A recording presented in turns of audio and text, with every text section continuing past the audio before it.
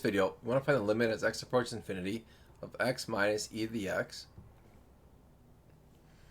So let's multiply x minus e to the x with e to the negative x times e to the x, because e to the negative x times e to the x is 1, so I'm not really changing my function here.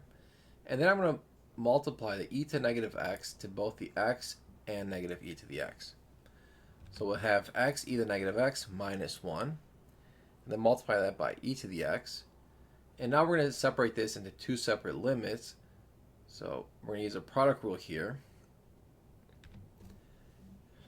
And so we have these two limits multiplied.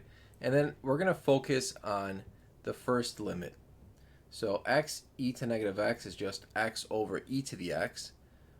And the negative 1, we took the limit of that, which is negative 1. So that's why it's hanging out over there by itself. And if I take the limit of x e to the x, that's just going to be infinity over infinity.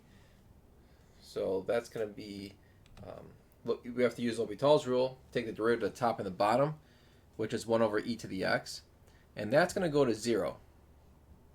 So we have negative 1 times, and then e to the x goes to infinity, so that's going to go to infinity, and negative 1 times infinity is negative infinity.